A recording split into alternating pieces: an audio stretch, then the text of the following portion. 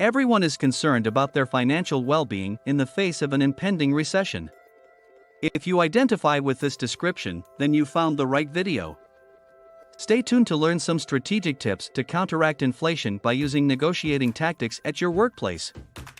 You'll also learn that, while it's absolutely okay to ask your employer for a raise, there are suitable ways to do so.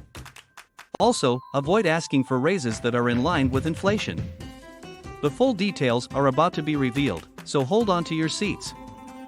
Workers should not ask for inflation-matching wage raises, according to the Governor of the Bank of England, who cautioned that inflation may become embedded in society. On the same day he warned that inflation will reach 13% in October, Andrew Bailey declined to say how much he thinks a reasonable pay rise should be.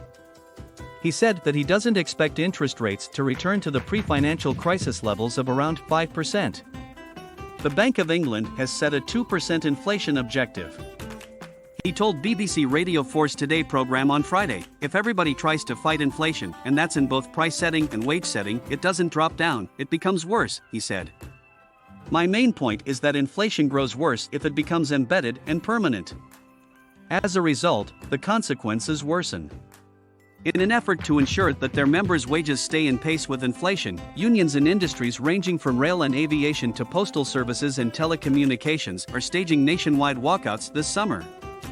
The poorest people in the country are feeling the pinch the most as the UK slips into recession and inflation surges. The poor, he continued, are the most negatively affected since they don't have the authority to negotiate. That is something of which we must all be well aware.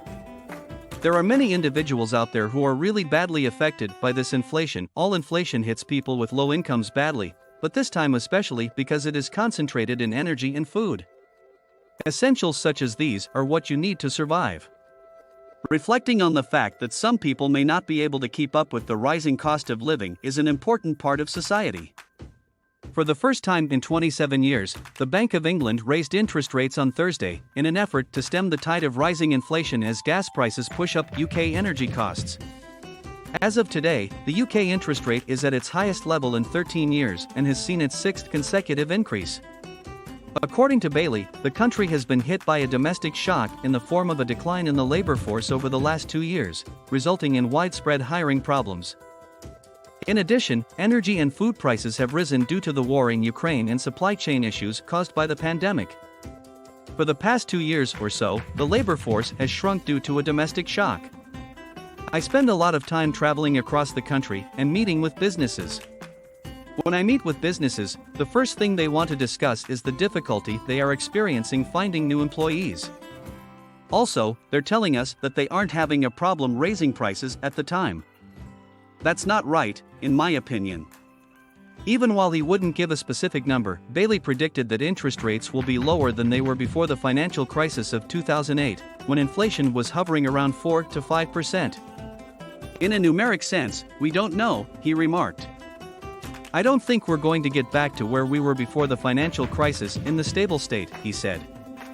According to Institute for Fiscal Studies head Paul Johnson, the next prime minister will have to find billions of dollars to help households and essential services like the NHS. An exceptional amount of 13% in inflation will have an effect on the public finances, he added. It's going to take many more billions to keep households afloat. When the support packages were announced a few months ago, we didn't expect the rise in energy bills to be this large. Because of the high rate of inflation, we are looking at possibly huge real-term cuts to some of the public services that are really struggling at the moment. There will need to be more money for public services, such as the healthcare system, education, and so on. With all of these debates going on, it's hard to know how to handle inflation in the workplace. Asking for a raise can be a nerve-wracking experience. Using the following advice, you'll be able to approach your manager with more confidence and professionalism. The easiest method to get the pay you deserve is to request a raise if your responsibilities at work have changed dramatically or if you have demonstrated superior performance. Pay raises typically range from 3% to 5% annually on average, exceptional. Negotiations can begin by requesting a 10% to 20% rise, depending on the circumstances. A raise should not be requested at a time when the company recently laid off a significant number of employees. This video is geared toward employees who are looking to enhance their salaries. When it comes to asking for a raise, most individuals shudder. A pay rise may be your only option if your firm does not give regular annual raises and you are not eligible for a promotion. As an employee, you should be aware that it is totally appropriate to ask for a raise, as most corporate managers and business owners want to treat their workers well. There is no need to be nervous or intimidated if you know your supervisor well enough. The more prepared you are, the more comfortable you will be starting the conversation. The first thing you may want to ask yourself is why you are seeking a salary increase. This is the most important question you need to ask. Identify all of the factors contributing to your desire for a pay increase before making a formal request.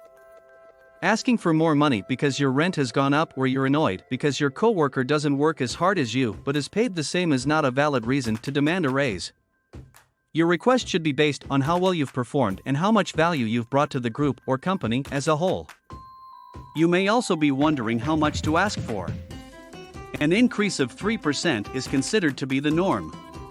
Between 4.5 and 5% is regarded an excellent raise, and anything more is considered remarkable. You might ask for a rise of 10% to 20%, depending on the reasons you give and how long it's been since your last pay increase. However, the more you ask for, the more compelling your explanations must be. It's not unreasonable to ask for 20% of your salary back if you took a job that required little travel and now spend more than half your time on the road. Pay increases should only be requested when you haven't had one in the past year and you have continued to perform well in your regular duties. Still, you're entitled to a raise, but you need to temper your request with the reality of your contributions. Consider your employer's point of view when you're asking for a raise because you've taken on more responsibility or have been promoted. You may also be unsure about the best time to ask for a favor. In spite of what some people claim, you can never ask for a raise at the wrong moment. If your employer has recently made layoffs, your division had terrible numbers for the quarter, or your boss is going through a difficult personal crisis, do not request a raise at this time. Take a look at how your organization now handles compensation raises. Approach your boss about a raise in November or December if it is customary to do it on the first of the year. Instead of asking them to reconsider their choice after you've learned of your rate rise, you'll give them time to evaluate your request and work with their managers this way. Try to ask for a raise at a moment when no one is stressed out, when you know your boss appreciates your work, when the quarter is going well, or when you know your manager is pleased with your performance. Let's move on to the topic of how to approach your manager regarding a pay increase. You and your manager both need time to think about what you're saying before the dialogue begins. Instead of showing up unannounced at your boss's door, arrange a meeting ahead of time to demonstrate that you value their time. The day of the week that your supervisor is most likely to be occupied should be removed from your to-do list. Once the meeting has been planned, prepare for it as if it were a college research paper. The following points should be included in your pay negotiation. In order to ask your supervisor for a raise, you should conduct your homework and know your worth, and then approach him or her in a professional way. Here are 5 techniques for successfully requesting a raise. You've all been waiting for this moment for a long time. When it comes to asking for a raise, there are specific pointers to keep in mind. Tip number 1, your achievements throughout the previous 6 months, the past year, and your tenure at the company should be well thought out and listed on paper. Include data and statistics to demonstrate the impact your accomplishments have had on the department and company as a whole. For example, you may state, in the past year, I created 5,000 leads for the company, which is an increase of 8% over the previous year. A total of $58,000 in new business was generated as a result. Seeing figures like that makes it difficult for any manager to refuse a request. Your case for a well-earned increase will be stronger if you can back it up with solid evidence. You can demonstrate your commitment to the firm by showcasing the work you've done and the efforts you've made on its behalf. As a result, employers are more likely to have faith in your argument if you have a team of dedicated employees on your side. Tip number 2, a competitive compensation for your position should be investigated. You can acquire a free pay report from sites like Income. Common Pay Scale to examine how your current salary compares to that of similar roles in other organizations. In addition to LinkedIn, this is an excellent resource. The site's own average wage ranges are published on job posts, or you can look at those posted by employers on LinkedIn. Consider the size of your company, the industry you work in, and the benefits you receive. It's best to consult recruiting professionals whenever feasible because some organizations don't pay very much. Consider reaching out to recruiters and hiring managers in your area to get an idea of what kind of wage you may expect for your job and experience. Tip number 3, let your boss know what they'll get out of it. Remember that your supervisor doesn't give a damn about your mortgage or your dream vacation. As a manager, your employer cares about your company's bottom line. You've already described your contributions to the organization, but you'd like to go into greater detail about your long-term goals. You need to explain to them what you want to accomplish and how you plan to get there. Tip number 4, possess confidence. When requesting a raise, be confident. Yes, it's daunting, but you have facts to back you up. The reasons you cited for your request and the research you conducted on comparable salaries. The answer may be no, so prepare yourself for some backlash. Be ready to work even harder if you receive the promotion. Now is the time to demonstrate to your boss why you deserve a raise. Tip number 5, provide your request in writing as the final tip. A good bet is that you will have to communicate your wage or salary hike request with your boss's supervisor at some point. Present your request, comparable wage levels, and the perks the company receives as part of a handout. It is doubtful that your manager will agree to your request during the first meeting. Requesting time to talk about your concern with other decision makers is a common courtesy.